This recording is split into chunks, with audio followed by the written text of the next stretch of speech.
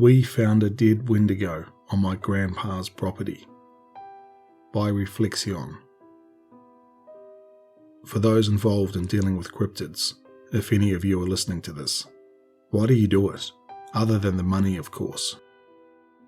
I feel a lot of you do it for the rush, the adrenaline. But where's the line drawn? Where does exhilaration evolve into panic?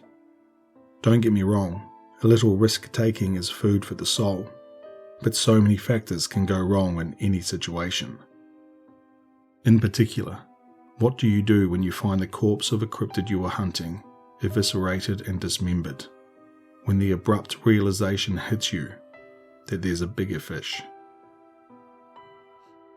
My grandpa wasn't quite on the level of monster hunting, but boy was he a crazy motherfucker. Once he hunted a grizzly using nothing but a crossbow, wet mud and leaves, and his wit. He had its head mounted above his forest house fireplace ever since. I can't say how far back his love for the wilderness is rooted, but I know he grew tired of the city long before retiring from his job as a metropolitan engineer. Since then, he's lived out in an old house in the northwestern reaches of the Olympic National Forest, about 40 miles from the park itself, Washington State. I can only imagine how lonely it must have been, living out there by himself, but he never seemed any the worse for it. In recent years, I've come to be good friends with a guy I met in college, Martin. I could see the same fire in his eyes as my grandpa's when it came to the outdoors, always pestering me to come out on camping trips, going fishing, hunting, you name it. It was a no-brainer bringing him along for a visit to my grandpa's. Honestly, I feared they might get along too well, and Martin would never return with me. In the end, it didn't matter, because both of us had been ingrained with a morbid aversion to the woods since that day. Martin was particularly eager this time, practically vibrating in the passenger seat of my Jeep. Last trip, Grandpa promised he'd show him the ropes of skinning and pelts.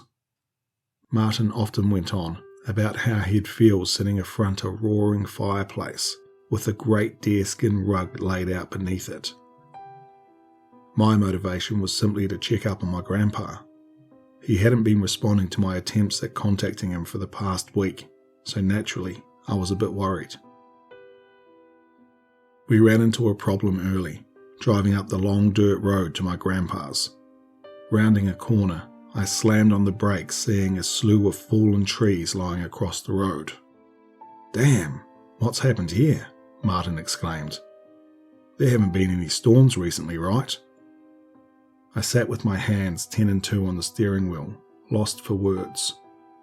No. It's been pretty clear weather around these parts since March." Weird.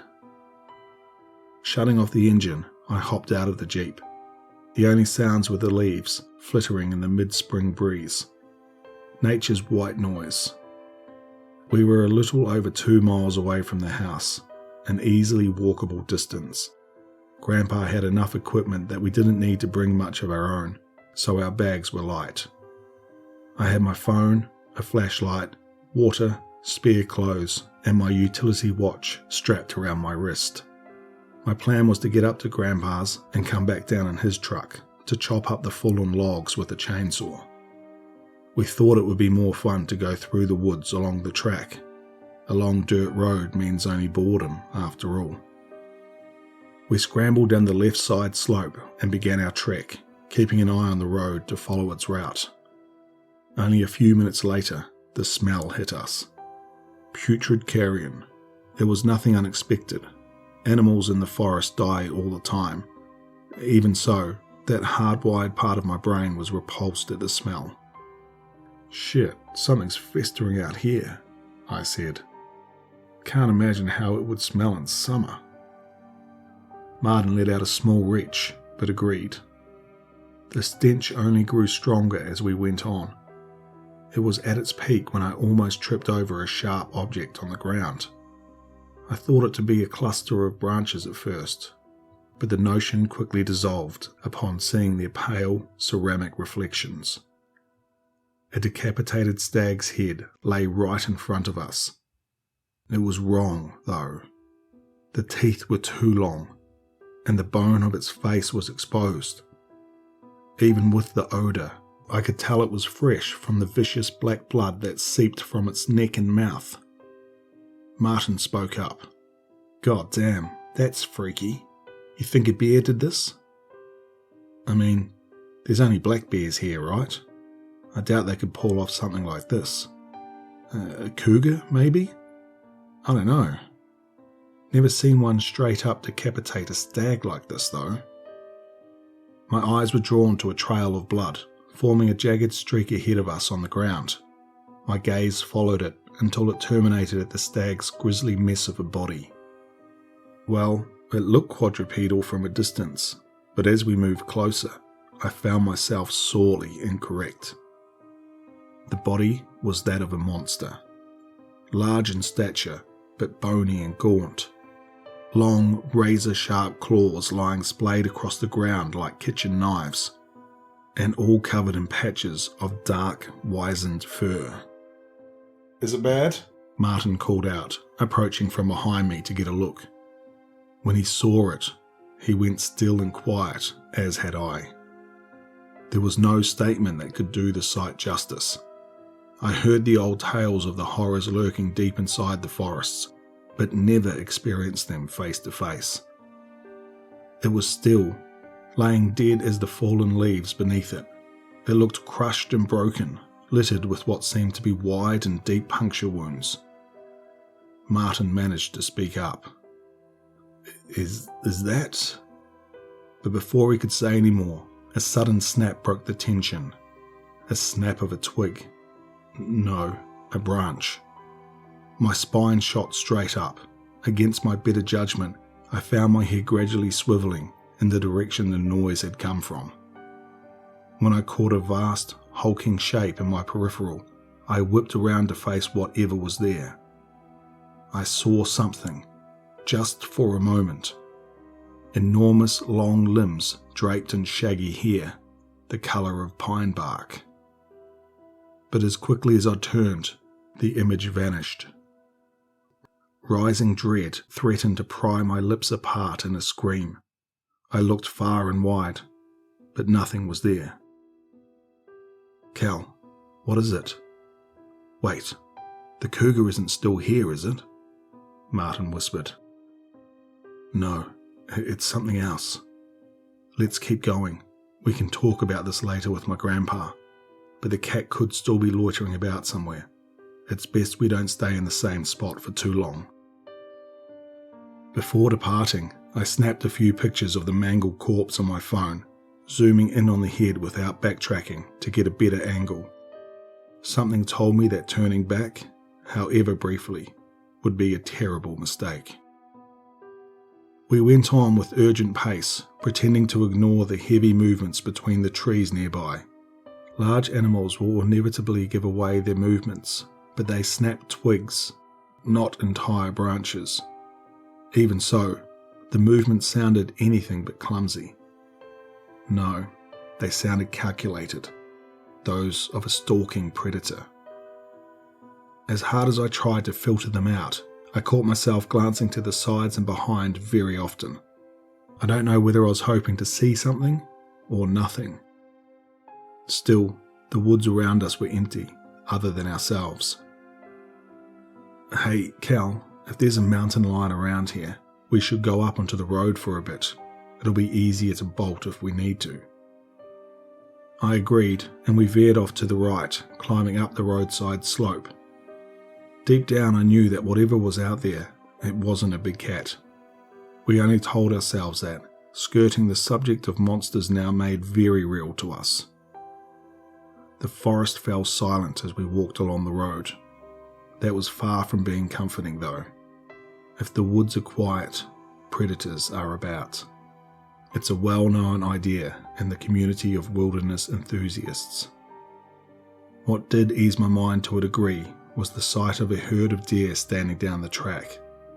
They cocked their heads to look at us, but didn't seem all too disturbed by our presence. At the same time, a feeling of being exposed, vulnerable, grew as a hard lump in my gut. They started to move on as we got closer, wandering off the road and into the woods. One of the deer stayed in place. It wasn't frozen, no, but constricted? It twitched and whimpered as it started to rise off the ground, as if weightless. It happened so quickly. Its screams were cut off as its limbs were snapped and crushed, and deep wounds erupted all over its body. And then, like it had been there the whole time, it stood. It was a nightmare. Huge, unimaginably so, rivaling 2 elephants stacked up. It was hunched over, resting on impossibly long and thick forelimbs, ending in spindly, sloth-like claws. Its body was long too, ending in a pair of shorter legs, knees inverted with feet supported by spur-like appendages. The lolling head that sat atop an arched neck looked like some bizarre cross between a horse and crocodile. Hollow pits in place of eyes, the torn skin around its mouth revealed horrible, uneven and misshapen teeth that jutted out at irregular angles. The fading sunlight glinted off the long gashes covering its sides and head. The dead creature from earlier had definitely put up a fight, but it could never have been enough. As we stood, stunned, it reciprocated our stare, the only real movement being the sets of rib-like appendages undulating on its underside, rendering the deer into a torn sack of flesh and bone fragments. The poor animal seemed to wither before our eyes as the sharp ribs forced deeper into its body, like a juice box having the last drop sucked out of it. In that moment, we were part of the herd, paralyzed. Some had already run off, but others were as statues in the presence of this beast. Another smell hit us then, different from the stench of decay like earlier, but equally as sickening. Like moist earth, sulfur, methane, and dead fish. Its source was clear, as wisps of gas from the beast's mouth became thick, billowing fumes, rising into the evening sky. The tension was broken with the deer's mutilated husk thudding to the ground. The remaining deer took flight, scampering off into the trees, and in response the beast snapped its head in their direction. Something was wrong with its head, flopping around clumsily as it turned. I took a step back as it let out a deep, guttural rattle before bounding off after the herd, its matted hair swinging violently. We waited until its thundering gallops faded into the quickly darkening skies before saying anything. "What the fuck? What was that thing?" Martin sputtered, tears welling up in his eyes. "I don't know, man, but we have to get to the house before sundown. I have a feeling our chances of escaping it are little to none in the dark." "Are you crazy? We have to go back. I want to get as far away from this place as possible. What about my grandpa? We can't just leave him here with that thing." Martin didn't look over to me, but wasted no time disagreeing, starting his jog up the road. We were already over halfway to my grandpa's house, and even if we wanted to escape, it would be a menial task for the creature to smash the jeep off-road. The solitary light in the distance looked like the gates of heaven. It radiated safety. But I knew we couldn't continue out in the open, completely exposed.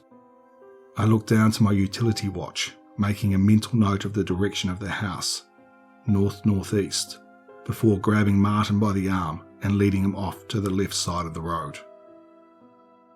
Nature's cruel irony manifested in the steepening terrain and the thickening brush. The house's light quickly faded, leaving us with only our bearings to navigate. I thought we might have gone off track for a terrifying moment, but I saw the column of smoke above the distant tree canopy that could only be from my grandpa's chimney. "Come on, this way." As we neared, no light became apparent. Maybe he had already gone to bed. I could only guess with his lack of communication.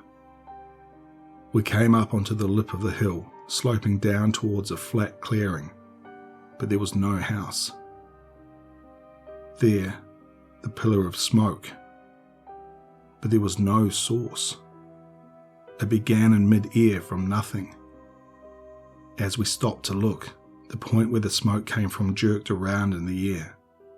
When I picked up on the organic stench, it clicked in my mind. Just like before, there it was, looking directly at us, the thick fumes spewing from its mouth. But I noticed something else this time. Now that the moon hung in the sky, its light glinted off something beneath the creature's head. 6 black orbs, shiny like obsidian, 3 on either side of its neck.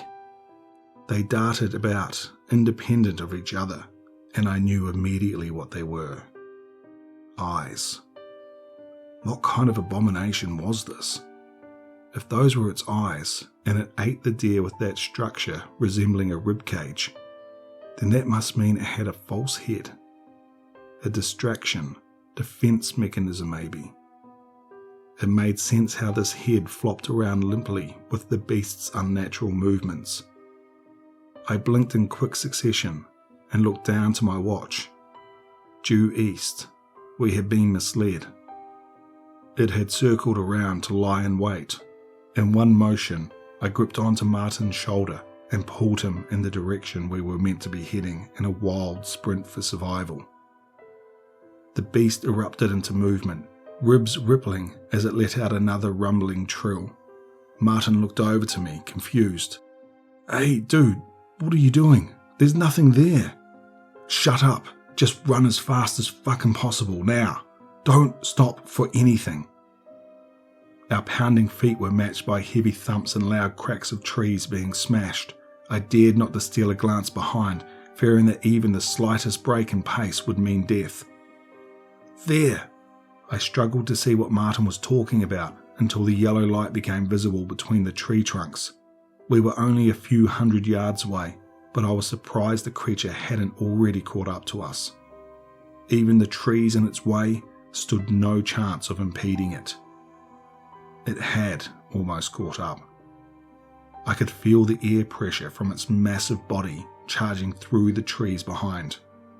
Close enough that, at any moment, I might feel its claws cleave my body into pieces. A saving grace. Coming up on our left was a dense patch of old oak trees.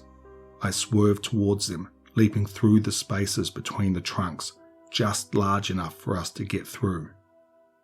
I hit the ground, rolling sideways. There wasn't even time to be dazed, as an immense slam sounded from where we'd just been.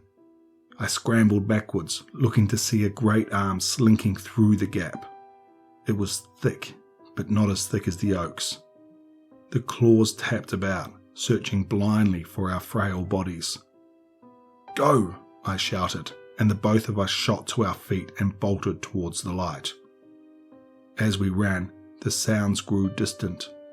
Was it stunned, or did it still think we were behind those trees? I didn't care. All that mattered was being inside and not out. Gravel cluttered against the front of the house as we skidded to a stop. I rapped on the door, devolving into pounding when they went unheard. On what was probably the 12th knock, my fist met only air and I stumbled in through the now open doorway. I looked up to meet my grandpa's gaze. His eyes were wild. He didn't look like himself. He glanced behind me at Martin, then behind him. Whatever he saw out there, his pupils contracted in response. "Hurry, boys, get inside," he whisper-shouted. We filed in and he went to bolt the door, but hesitated. His hand fell limply. No use. He was right. If the beast wanted to pay a visit, it would do so, regardless of our home security. We followed him quietly to an undercover floor hatch. "What's this, Mr. Barnett?" Martin asked, regarding the hatch. "Huh? Oh, this here's my old wine cellar." Martin went to ask further before being interrupted. "Get down the ladder first, son. You can shoot your questions once we're safe." He pulled on a handle, opening the hatch to reveal a sturdy wooden ladder that led into a dim space beneath. One by one, we clambered down its dusty rungs, meeting the cold concrete floor at the bottom. Grandpa was last, tugging a heavy rug over the open hatch before closing and securing it. "I take it you've seen the thing, right?" "Jesus, Grandad, we barely got away," I gasped, still out of breath from our escape. "Unscathed?" "Yeah, mostly, other than some scratches." "Good." He walked over to an upturned crate and plopped down onto it. Martin and I looked between each other, then back at him. Well?" Martin said. "You seem to know what we're dealing with, so what the hell is it?" Grandpa gave Martin a scowl of disapproval, quickly relenting into understanding. "I'd scrutinise you on your manners, boy, but now ain't the time." He released a tired gasp, letting his head drop down before inhaling sharply and looking back up at us. "I seen it only once before, in my varsity years. Had some Danish friends on my course who said I should come and visit them over there, go and do some backpacking in their home country. Beautiful landscape over in Denmark, really. Peaks rising out of the trees, you know." Before he could lose himself in a daydream, I cleared my throat to bring him back to reality. "Oh, right. So, we were pretty deep in the woods when it happened.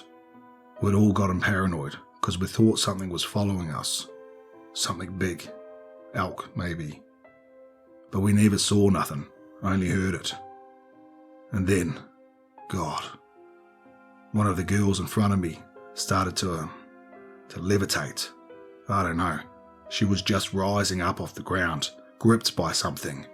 Whatever it was made a mess of her, crunched her up like a meatball being squeezed. I saw it then. Curved bones wrapped around her, stabbing in deep. I ain't never gonna forget the sight of it. It's like a stain on my mind." "We saw the same thing," Martin piped up. "Only it was a deer. Looked like it sucked everything out of it when it was done." "Yeah. I can't say I know how it works. You can only see it if you know something's there. If it's there.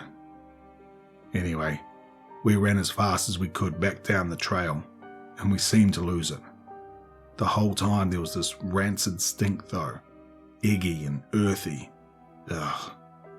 We wound back up in the town we'd started from, went straight to the police station and reported it. Apparently, all they found was a little chunk of meat, piece of thigh or something like that. One of the other guys told me about the tale later on. He brought up the smoke we saw rising out of the forest when we were back in the town. An old Danish legend went that people through history seen smoke columns in the wood, and most who went to check it out never returned. They said it would move around, not like how a fire would spread, but like it was wandering to and fro. "Damn, that's a horrible story, Grandpa," I said. "It doesn't help us figure out what it is, though. We already know the stuff you've just told us." "Well," he replied, "I'm sure it's got many names, seeing how it can just pop up where it likes. But I only heard it called the Skorstendyr. Means chimney beast, if I'm remembering right." "That makes sense. We thought we were seeing the smoke from your chimney, but it led us right to it." "Cal," Grandpa sighed. "This house ain't even got a chimney." Martin looked over to me, scoffing, and then back over to Grandpa. "So it lures people in like that?" "Sure, but I don't think it means to. I'ma take a gander and say it started up with fumes after it ate that deer?" "Yeah," I replied. "Whatever that thing is, it ain't from here. It ain't from anywhere on the planet, I think. It eats something, then starts giving off smoke. Waste product from digesting, I'd guess." "So, shit gas?" Martin chuckled. He always was able to find a way to lighten the mood in dire situations, even if just a little. I looked up at the monochrome ceiling above us, mulling over what Grandpa had said. I remembered how this whole thing had started and pulled out my phone to bring up my photos. We found this after starting our way up to yours on foot. I have an inkling, but do you know what it is? Grandpa squinted at the screen, then took it from my hand. Scroll to the right, that's only the head, I said. His silent focus was only punctuated by the dull taps of his finger on the screen. Recognition lit up in his eyes, his head bobbing up and down. Well, I'll be damned. Wendigo, right? I asked. Yep. I gotta say, never seen one around these parts before, but then again I was never looking for one. I doubt you need it, but keep that as a reminder for what this beast is capable of. I put my phone back in my pocket, sighing and letting my chin drop into my hands. In any other situation, I'd be shocked to find out that such a creature was real, but not now. This is all great, Mr. Barnett, Martin said with a quivering uncertainty. But it doesn't help us. What are we going to do? What can we do? I don't know. Well, I have a stupid idea, but it's just grasping at straws. Anything over sitting here and waiting to die, Martin breathed, staring off into space. Anything. Grandpa looked up toward the basement window, the only source of natural light in the room, what little of it remained. Well, I was checking my traps out east from here, about 600-700 yards into the woods. Only, when I got there, there was this smudge. I don't know what to call it, but that's the best I can describe what it looked like. It was like looking into it.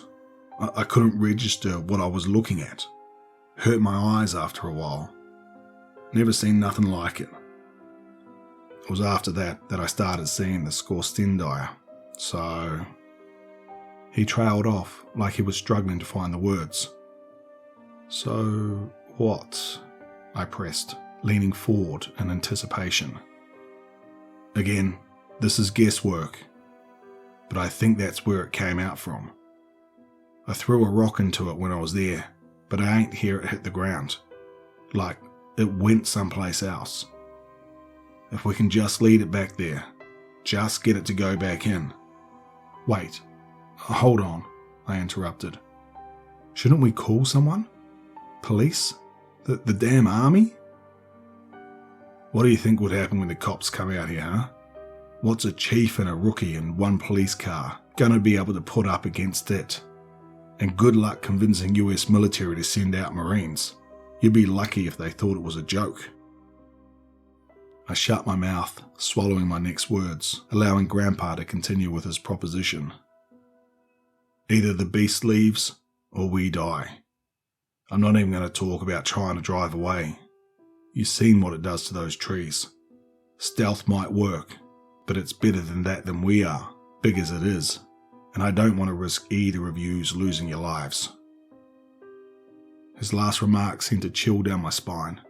He'd said nothing explicitly, but I already began to understand what he meant. Grandad, you don't worry about me, champ. I got something, but you gotta listen closely, both of you. Martin and I set our full attention on him. I wanted to hear his plan, but I really hoped it was going to go a different way from what I was thinking. Now, I want to make this clear before anything else. I'm going alone, and you boys need to sit tight and do as I say. My heart dropped, plunging into the stone-cold sea of despair. Are you crazy? No, I have to go with you. Grandpa cut me off, shushing me. As I say, he commanded. I knew he was right, but in the face of loss, my thoughts wrestled against the idea. Okay, now I'm going to call you when I'm a ways off, alright? You have to pick up and stay on the call with me. It's vital you keep your attention on my voice. I need both of you to be brave for the next part. I need you to make as much noise as you can. Martin's eyes bulged in fear. Won't that just get us killed? I haven't finished. That's only up until I call you. When I do, you shut up and you hide in the darkest corner of this cellar, okay? I was heaving for breath now, cold beads of sweat budding on my forehead, but I closed my eyes and stilled myself. Yeah, okay. Good. Once we're connected, I'll start. We were silenced by a single muffled thump from overhead, so forceful that the ceiling spewed cement dust down on us. Then another thump, and another, and another. I fell off my perch in shock when a booming crash sounded from above, chased by the clattering of rubble. The steady thuds drew nearer and louder, until the only sound was that of the floorboards groaning under immense weight. I looked over to Grandpa, who looked over to me and whipped a finger up to his lips. I nodded, then slowly turned towards the basement hatch. The beast was trying its best to move silently. A stifled whimper escaped my lungs as I saw the hatch buckle. A loud bang shook the house foundations, then nothing. In the silence, I could make out the beast's ticking growl. It was toying with us, trying to catch us out, make us think we'd been foiled so we could burst out in a panic and try to flee. Its intelligence terrified me so much more than its grotesque appearance. It tried this bait a few more times before huffing angrily. The heavy creaks grew distant until we could no longer hear it, aside from the single crash of a fallen tree somewhere outside. I stood up, eager to set this plan into motion, only to be dragged back down by a firm grip on my arms. My eyes fell to meet Grandpa's, looking at me with a wide-eyed scowl. "Sit down," he hissed. "Not yet. Bastard's clever. It's probably waiting at the tree line, watching for us to come out." The three of us sat in silence, ears attuned for even the slightest noise to indicate its presence. After an excruciating wait, Grandpa rose to his feet and crept over to the ladder. He scaled it, wincing at the creak of a rung, then pushed open the hatch ever so slightly. The rug that had been above was tattered, torn fragments slipping down into the now open space. He peeked out from side to side, checking rigorously that we were safe. As he pressed his hand upward, what sounded like a broken tile was disturbed, clattering to the floor above us. Grandpa froze in place, visibly tensing. A heavy footstep, followed by the guttural rattle I prayed to God I wouldn't hear, forced Grandpa into action. He pushed himself off the ladder, tucking and rolling onto the floor right before the hatch was slammed by immense force, cracking it and warping the hinges. Grandpa shot to his feet, adrenaline far outpacing his old age. He glanced around wildly at the floor before looking up at us with newfound determination. "Ah, shit, damn it. Change of plans. Martin, distract it, make some noise. Cal, give me a leg up to the window." Martin's jaw fell open and his breathing quickened. "Fuck," he yelped, pressing fingers into his temples, but to his credit, he turned towards the hatch and started up a racket straight after. "Come get it, you fucker, you ugly sack of shit." While Martin was busy cussing out the chimney beast, Grandpa and I hurried over to the window and braced myself in a kneel, fingers locked together forming a foothold where he planted a foot. 1, 2, 3. I heaved him up, holding my posture while he unlatched and swung the window open. My body was already tired from running away, and Grandpa was heavier than he looked. Still, I hauled him up further until he was out past the waist, and he pulled himself out into the hazy night. I kept my focus on him as he turned around, refusing the urge to look as I heard claws cleaving away ravenously. "All right, I'll be calling in a minute," he panted. "When I do, tell Martin to zip it. I love you, bud." "You too, Grandad." The words latched on to him, fueling a forgotten instinct that slammed his heels into the forest floor and sent him sprinting into the trees, fading until he was merging with the dark itself. I was grounded again when Martin let out a shriek, and I turned to see him backpedaling from those spindly claws extending through the jagged hole that once was the hatch. A thick trail of blood smeared from him as he shuffled back, the same crimson that slickened one of the titanic claws. "It got me. Ah, God, it hurts," he cried, flipping over and resorting to a belly crawl towards me. I rushed over and dragged him as far away as I could, but he flopped to the floor in shock when I released my grip. His calf was a mess of exposed, glistening flesh and bone, sliced through like warm butter. His mouth hung half open, but without a sound, so I rushed to build a cacophony in his place. As booming as I tried to make myself sound, I devolved into whimpering shouts. The beast's arm had almost reached halfway across the room, yet still it slithered further and further through the broken hatch, claws ticking around in search of our flesh. Backed up into the furthest corner alongside Martin, the monstrous hand grew closer, slowly, agonizingly so.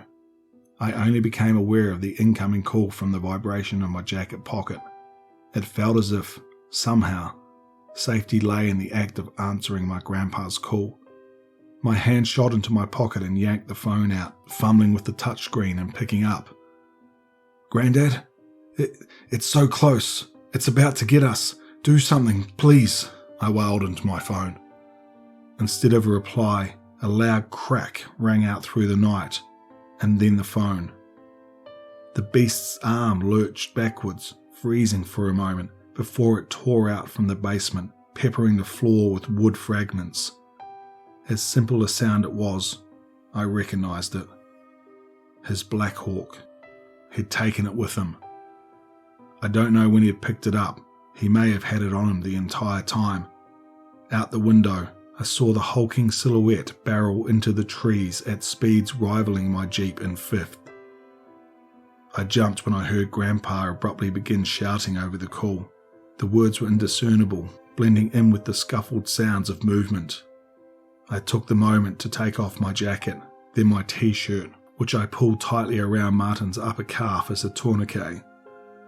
"Hey, Cal," Grandpa said over the phone, sounding hollow and tinny. "Make sure you keep up your aerobics. Ugh, it sure as shit doesn't get easier with the years."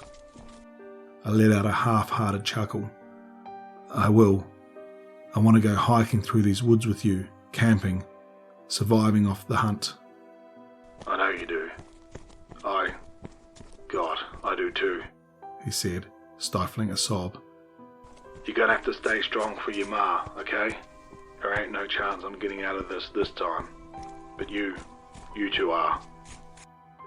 I broke down then, thick, watery streams lining my cheeks. "I'm gonna miss you so much, Grandad." "Hey, but we had some good times. Amazing times, no? I sure as hell did. And, well, this is a pretty badass way to go out, right?" An unfamiliar comfort swelled up inside me, almost breaking through the tears. "Yeah." "Alright, I'm here. The smudge. No idea what I'll find through there." I could hear the thundering beast across the cool as it gained on him, its clicks and rattles too. "I'm going in. Promise me one thing though." "Anything, Grandad?" "You be a good kid and make my daughter proud. That's all." A bizarre noise came from the phone speaker, something akin to the sound of a stone sliding across a frozen lake, followed by a splash that seemed to kill all noise. That dead silence was broken when a shuddering voice broke through the phone. "What the?"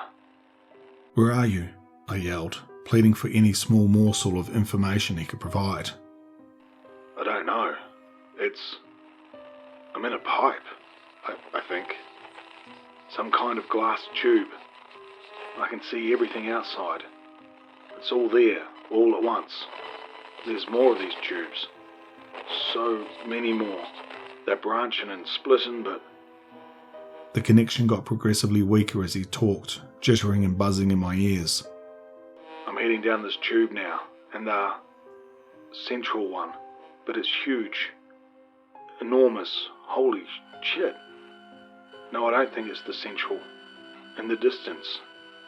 So many. The hell is this place? My exhausted brain just couldn't fathom a single thing to say. I just listened, almost as confused as he was. Streams of... There's some of them, and He was cut off by a tremendous splash, but the sound quality at this point made it sound more like a roar. I could only hear his whimpers, until that hissing trill crawled its way under my skin once more. It melded with the audio glitches, but then I heard something I could never have expected, even after what I'd seen.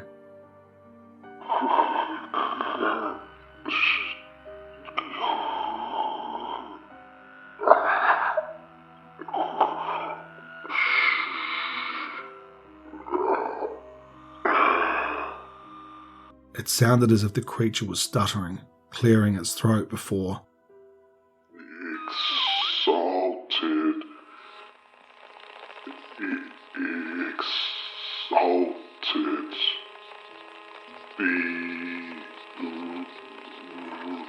The rhyme of death.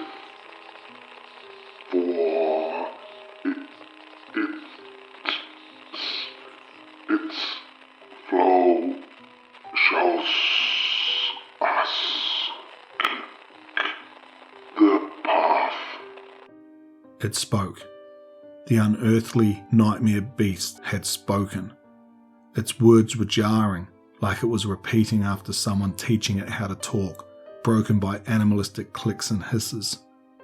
Grandpa screamed, but the call lost connection completely and drew it out as a high, synthwave tone. My hand acted off its own accord and loosened its grip, sending the phone clattering to the floor. By the time I had crouched down to grab it, only my home screen greeted me as I pressed the home button. Call failed. I looked down to Martin. He was out cold, but breathing. The bleeding had died down, but he needed urgent treatment. Even so, I fell to the floor, back slouched against the cold concrete wall, and decided to wait it out until sunrise. I was certain Grandpa's plan worked, but just the slightest uncertainty held me in place. The adrenaline was beginning to wear off. My limbs ached, head thumping. I fought against my eyelids, but they felt as if dragged down by anchors. All light vanished, and I faded to sleep. I woke to heat on my face and a red-orange blur. I opened my eyes, grimacing at the rays of sunlight that poured through the destroyed basement hatch directly onto my face. Any notions of a simple nightmare were shattered. Martin. I rolled over on my side, seeing him laying a few feet away. Thank God he was still breathing. The blood coating the skin of his left leg was dried and crusted, but a small amount of it still seeped from his mangled limb. I chose to let him rest while I turned to the broken ladder, hauling myself up what remained of its rungs and out into the house. What remained of it, at least.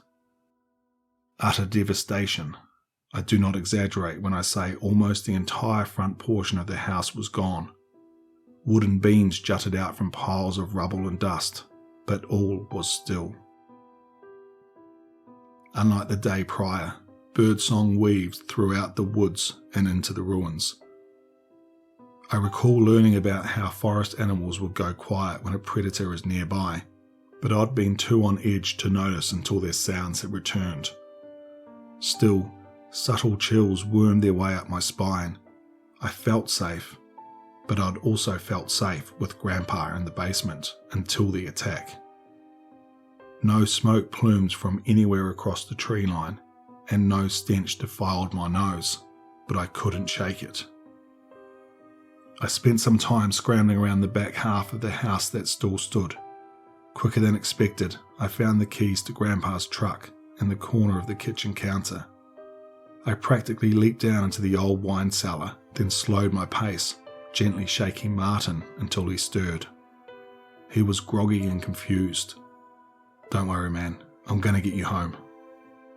I wrapped his left arm over my shoulder, supporting him to the ladder. It was tough getting him out, but I did, and we hobbled through the ruins to the truck. Driving faster than truly necessary, I swerved, slamming on the brakes when the fallen tree trunks came into view, almost out of nowhere. The jolt shook Martin, and he came to attention from the pain in his leg. I apologised for it, but wasted no more time in getting out and helping Martin down from his seat. The stench of death was stronger in the air, the Wendigo corpse festering nearby. It brought me back to the night before, the raw terror, spawning paranoia within me that grew intense over the short walk between the truck and my Jeep. I felt exposed, naked. We made it across the trees and into my Jeep quickly, even with Martin's injury. Still, without any warning signs of the beast, my heart was drumming so hard I could see my chest pulse. After a messy 3-point turn, the wheels slipped, kicking up dust before we shot away down the track. We drove until reaching the small police station, where I flew out of the Jeep and burst through its double doors. Perhaps a rash action in retrospect, but my mind was elsewhere. Before anything else, I had them call an ambulance for my friend, following by reporting a severe animal attack. When I was asked what attacked us, I spat out cougar. The officer grunted and I laid out the facts. Grandpa was gone, dragged away by our assailant. An ambulance arrived soon thereafter to pick up Martin. The EMTs were visibly surprised by the laceration, but attended to him nonetheless. He'd lost a fair bit of blood, but they quickly got him in stable condition at the nearest hospital, where he stayed for the next week. A search party banded together to look for Grandpa, but they found nothing, of course. I was questioned about the state of his house, but I think the trauma welling up in my eyes was the best defence I could have had. No scorch marks on the rubble to indicate explosives. Nothing. It's been a few years since all this happened, and I've made it through the stages of grief in one piece.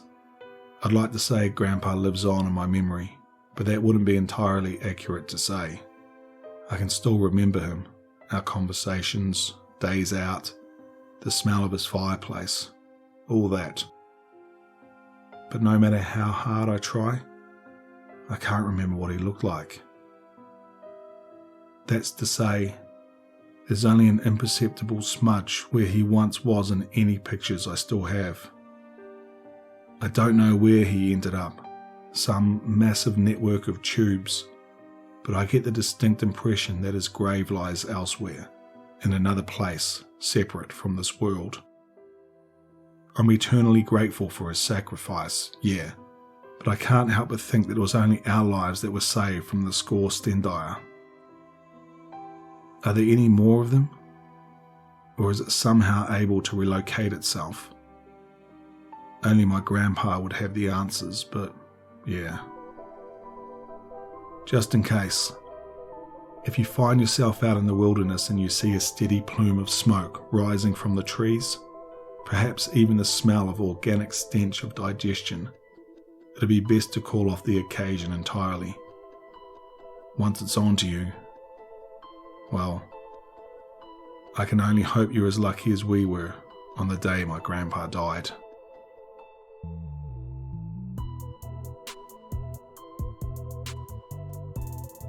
I just want to thank rephlexi0n for allowing me to narrate this story. If you liked what you heard here, head over to their Reddit page and show them some love. I'll leave a link for the original story in the description below. If you're new here, please consider subscribing, and as always, stay tuned for one more nightmare.